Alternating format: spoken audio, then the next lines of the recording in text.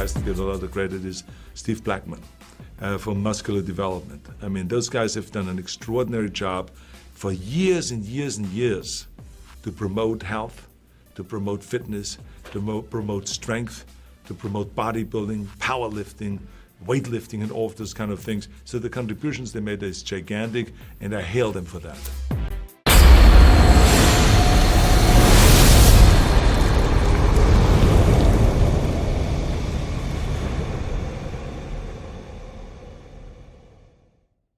Hey everybody, welcome to the Ronline Report. Today's guest, everyone's excited about seeing this guy on the Arnold Classic stage very soon. Please welcome all the way from Colorado, Brett the Butcher Wilkin. How are you, Brett? Oh man, that sounds good. You need to be announcing. We're gonna give you Bob's job here coming up next weekend, 2 weekends. I'll tell you, Brett, I've never seen excitement for someone build so fast, because up until like a month ago, you know, think Brett Wilkin might make top 5. Yeah, maybe it's possible if he's good, if he's really ripped. But now, dude, they're talking about you as the one who's going to give Brandon Curry, Mr. Olympia, Arnold Classic champion, the most trouble. And I could definitely see it going that way. I could see it coming down to a battle. And it's basically because these progress pics that you and Matt, your coach Matt Jansen, have been putting up, because we hadn't seen, you know, we've seen videos of you. You're on the Iron World and the Gasp videos. You have your own channel, right, Brett Wilkin? Yeah, Brett the Butcher Wilkin. YouTube just started that. Yep. Yeah, but we didn't really get to see the whole physique. And you just started putting out these progress pictures last weekend. They are nuts. Everyone is flipping out, reposting them. And it's the improvements you've made since last July. Yeah, I mean, I don't want to get the other guys' panties in a bunch, but I see you in the top 2. Yeah. So, and all the other guys go, "Arr." Anyway, but I guess I want to start with, let's go back to July, because you did that one show. You've only done one open show. You've only done 3 pro shows. First 2 were as a 212. You look so phenomenal with that Chicago pro. You pushed Hunter Labrada all the way to the brink, and he ends up taking 4th place at the Olympia a couple months later. So a lot of us, especially me, we're hoping you were going to jump into one of those other shows. Tampa was only a couple weeks later. Texas Pro was like soon after that too. And you would have done very, very well. Maybe even won one of or both. Who knows? Who knows what would have happened? What was your game plan? Why did you only do that one show last year? Well, you know, looking at it now, it really solidified why I did it. You know, I mean, like the reason I didn't want to keep competing, you know, maybe even trying to get, you know, qualified off of points, then, you know, going straight, then there would have been no off season, been straight to the Olympia. And then, you know, then I would want to be doing the Arnold right now, probably anyway, just because we needed that off season. Right. But, you know, my thought process there is, you know, I wasn't quite complete enough to beat Hunter, you know, that's why, you know, they gave me the 2nd place, told me the things I needed to work on.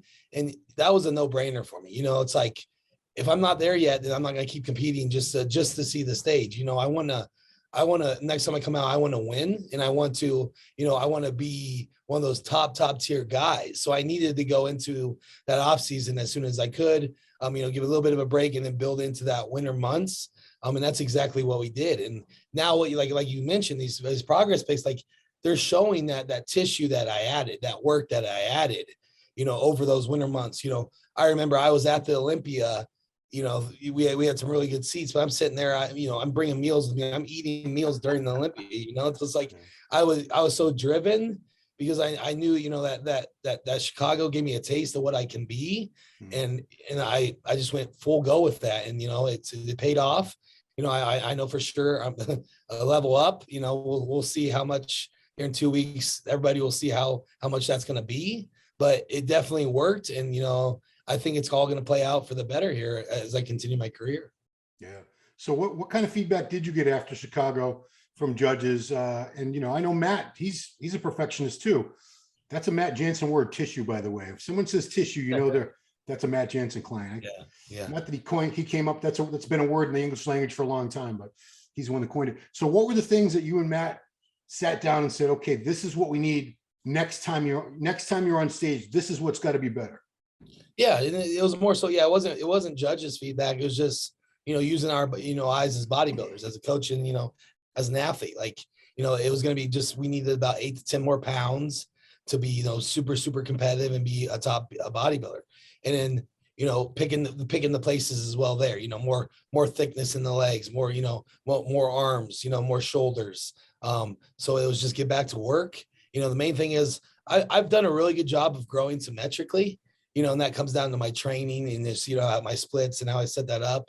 And just always being consistent, but we just needed more time. So like, let's get into another off season. If you just continue this growth, this progress you've been doing, you're going to be extremely, extremely dangerous in 2022. And so now, we did that, we got it done. And then now we're going to show that off coming up. That's something that's kind of tricky with trying to plan out your shows, how much off season time you get between, because you had to start prep for this mid-December at the latest, I'm guessing. Right around there. Yeah. So that gave you July. You probably took a little break after. So August, September, gave you about 5 months off season, 4 to 5 months. Yeah. So this is a good question for you, and all the people out there who don't quite grasp it. Is there an ideal off season time frame where going too long, like you don't want to be in an off season for like a full year and a half. You don't want it to be too short. Personally, have you found a sweet spot for you that this is a perfect amount of time for me to grow without hitting a big plateau? Yeah. And that's funny you brought that up, because that's kind of why we decided to do the Arnold, because we were going to do, the plan was to do New York. That was just going to open up the year with New York. That was kind of what I had in my mind. That's what I wanted to see next. But, when Matt presented me with the idea of doing Arnold, it was actually at a point that I was starting to really, plateau with weight, because with us, when we get up to those 280s, 290s, 300s, like you don't want to stay there too long. It's just like, it's so uncomfortable. Obviously health markers, could be off. It's not a comfortable feeling, sleep's off, you're lethargic all day. So, then you get a point where you can't even get any more food in. So we found that point, was that like 4, 5, 6 month mark. And, it's like, he's like, we can either wait and do we can wait and do New York in a couple of months, but that's a couple more months off season. And like, you're already reaching those peaks, So for this time around, it's like you hit a new body weight high, you're like, you're stalling out on weight. So, I think it's a good time to, go back into a prep, and then, you'll do your next little rebound phase next year and see what we can do then. So another thing I'm curious about your eating. I know for a couple of years, you were waking up in the middle of the night to fit in a 7th meal. Did you have to step up the calories and meals again to make even more progress from Chicago to where you are now? No, I think, that's when I started seeing a little bit more muscle maturity this year. And that's what I think is going to be, what's going to separate me, especially with the biggest difference in my look this year is just the time that I've been putting in these last 8 years. The muscle is sticking more, it's like harder, it's more conditioned. It's cool experiencing things because I'm doing it for the first time. And so with this off season, I still, obviously I had to go high, but it was like, 6,000 calories a day. But it wasn't like I had to do anything extra in regards to like a whole nother, like an 8th meal or anything like that, so it was just kind of just going through that phase again, and your body, it already, was sticking on to what you did the last time. And then you just build it on top of that. So it just needed that another phase of build on what you've already what you already created, Yeah. Before I forget, everybody, check Brett's Instagram, Brett_Wilkin. There's some new merch. There are these awesome shirts for the Arnold Classic. So if you go to the Arnold and you want to show your support, get one of these. It says "Beware the Butcher" on one side. I can't remember what it said on the other side. Yeah, just my logo and the Butcher and the Arnold Classic logo. Yeah. So pick one of those up if you're a Butcher fan. Show your love. That's right.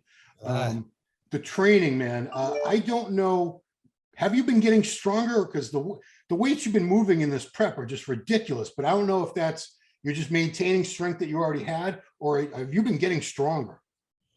Definitely maintaining. And like I said, I don't know if we talked about this last time I was on, but how this kind of prep started is initially, it was right around Christmas time. So we were doing some travel and I had to go back home.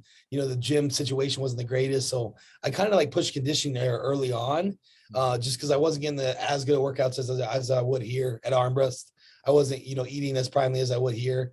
So I remember I dropped like, within the first 2 weeks of prep, I dropped like 10 to 12 pounds. I went down to like 263, 265, something like that. And then honestly, since then, it's probably been 10 weeks since then or whatever Christmas was.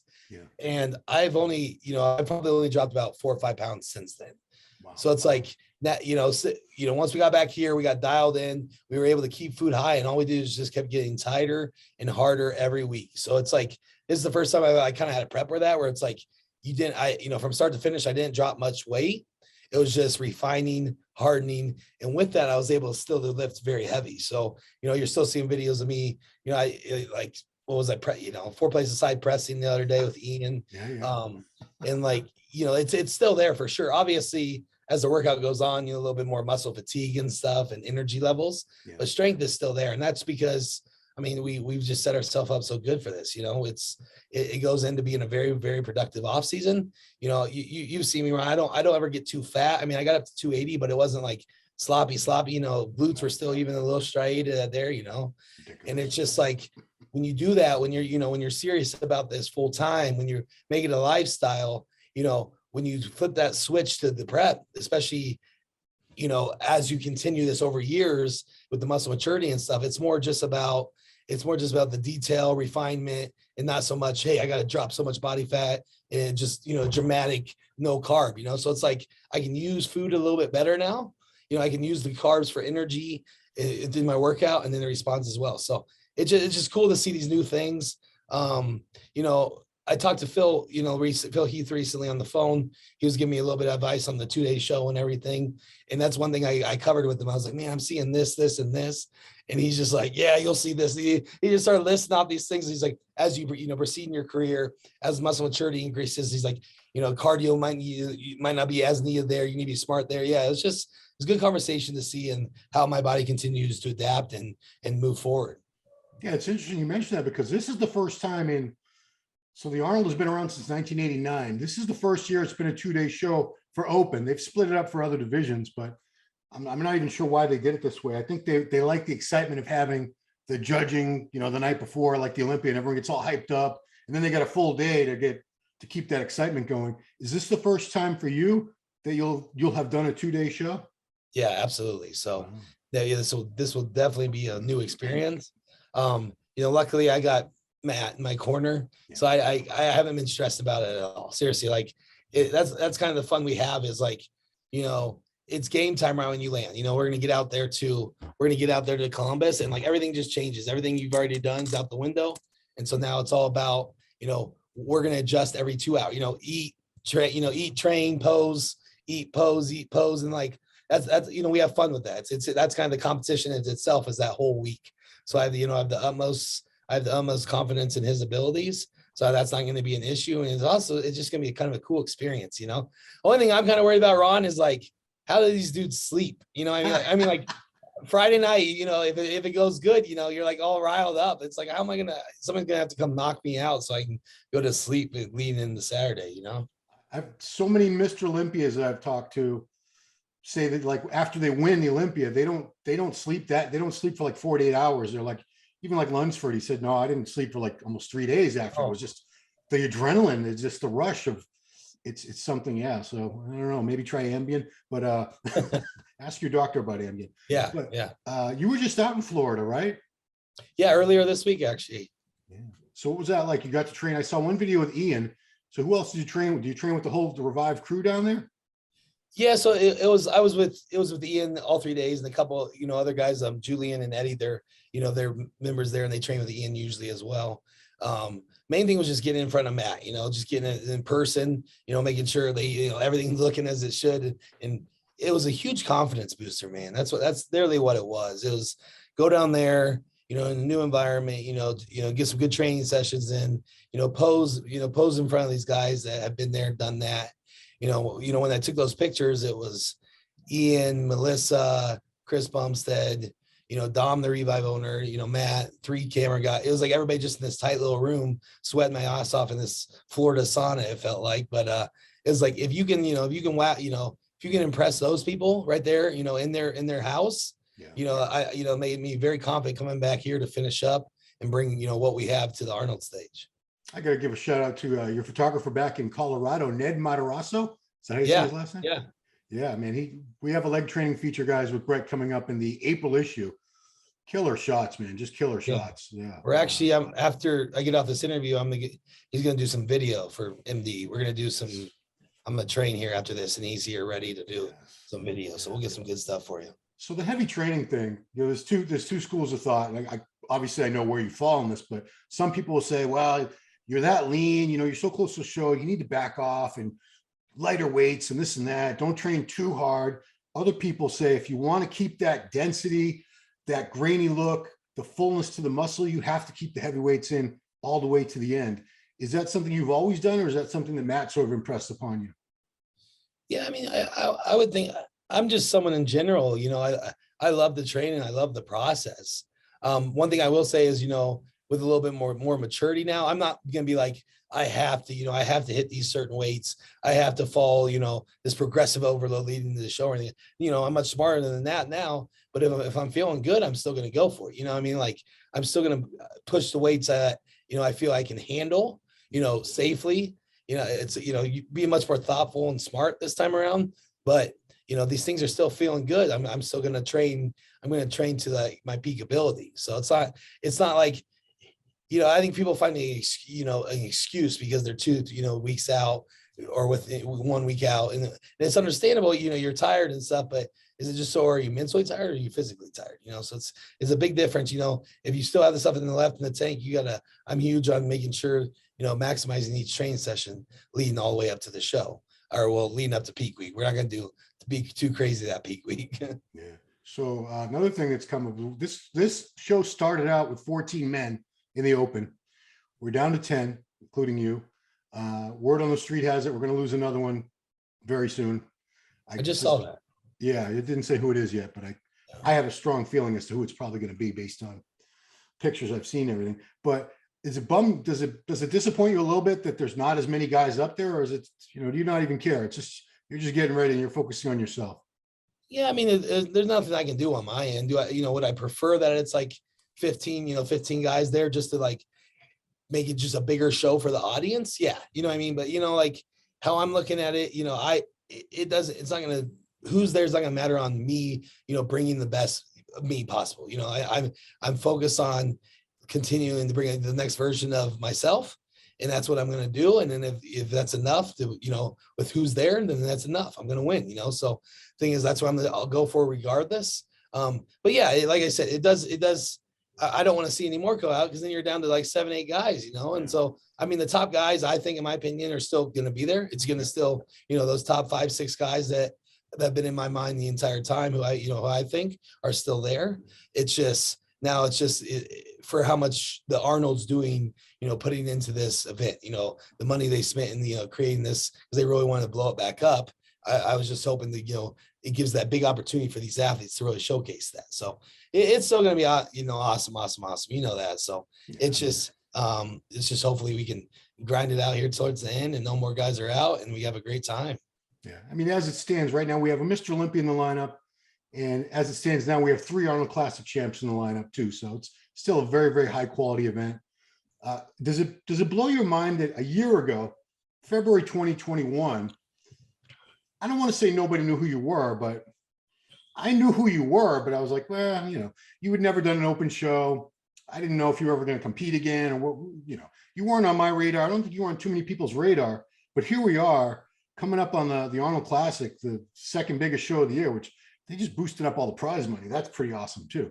Props to them for doing that. You went from somebody who would not have been in the conversation at all. Like if I had seen your name on the lineup for the Arnold Classic a year ago, I'd be like, oh boy, this guy, somebody's got to take last place. I guess it's going to be this guy, Brett Wilkin. But now you're in the conversation for the win, for somebody who's pushing top 2, top 3, at the worst.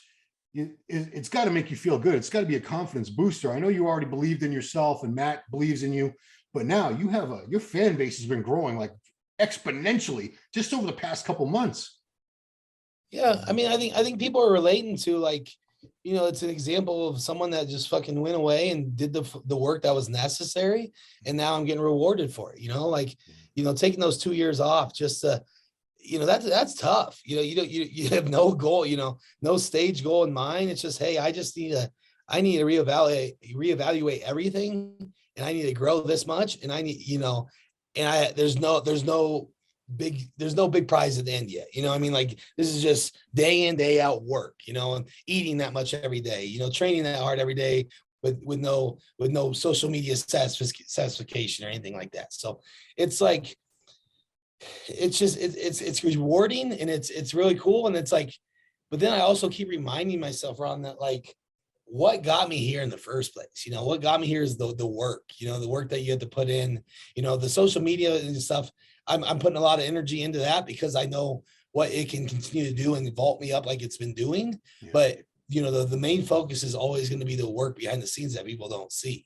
So it's like, that's what you forget, like, especially letting a lot of people into your lives with these YouTube and stuff. They just think it's, you know, it's all the highlight reels and stuff like that. But like, there's so much more that goes into it behind the scenes. And, you know, that's something I've always been good at. I've always been in it. And, you know, even when Matt started working with me, he knew that it was going to be something special and it was just going to take time. So, you know, now that time has happened, you know, now it's, like I said earlier, now it's time to reap those rewards that we've put the work into. Yeah. I mean, you know, obviously I'm not going to make any predictions. Who knows? You never know what's going to happen. But I mean, you're in such a better spot now than you were, you know, before. We saw what you were capable. I think we saw a glimpse of your potential at the Chicago Pro. You were about 245 at that show. Is that right? I was closer to 240, like 240, 242 right there. 242. What are you sitting at right now? We're just so guys know, we're recording this on Saturday, February 19th. He will be on the finals stage of the Battelle Grand in exactly 2 weeks from tonight. So what are you sitting at 2 weeks out from the finals? I was 258 this morning. Okay, so there you go. Yeah. And there you have it. Wow. And you know, you're probably. Well, I'm thinking, you know, we're thinking right around 250 on stage. You know, after water drop, and you know, always towards the end, you drop there a little bit rapidly, but that's where we'll sit. And, you know, and it's going to be 8 to 10 clean pounds. You know, like it's exactly what we needed to do. So, but that, you know, it's going to be a challenge, man. There's, like you said, there's a lot. You know, Curry who lost to anybody besides Rami in the last 4 years, you know, 3 years. It's just, there's going to be some real good dudes in this. Like I said, last year, you know, when we talked to Chicago, gave me that opportunity to see where I was at, you know, now is this level. And now it's really to see, you know, ready to take that next step to be a top, you know, a top 6 Olympian guy, you know, so this is my opportunity and I need to take advantage of it. Yeah. The last thing is, I just want you to comment on this, because every time a bodybuilder makes any improvements and gets any bigger, someone says, he's growing too fast. You're like, any amount of growth is too fast. I've never heard anyone say this person's growing at exactly the right rate. Either they're not growing at all or they're growing too fast. But, you know, do you let that get in your head at all? Or you just realize that these people are just talking out their ass? Nah, yeah. And like you said, with the vault and the social media lately and stuff, I get to see a lot of fun stuff, you know? And so it's like, it's entertaining to me, man. Like, you know, like I said, you only see 5% of what goes on.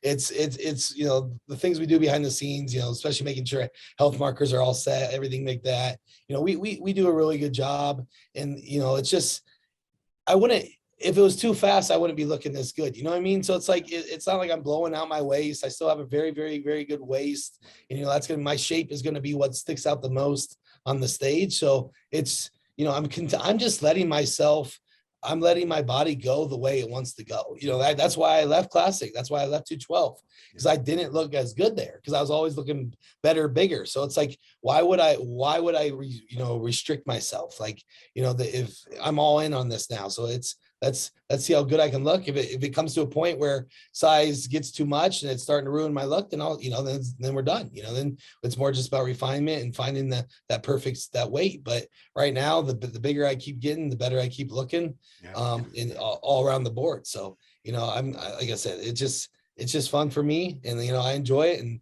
what people have to say, it doesn't bother me. Because, you know what, 99% of it's positive, and that's why I love my fans, my supporters, and, like, you know, that's why I think, you know, I get a lot of hype, is because, you know, people are enjoying this journey, and, like, I'm glad I get to share this with them as well, you know. Yeah, and you know what, as much as the cranky old people complain about social media, it is cool that you have this platform.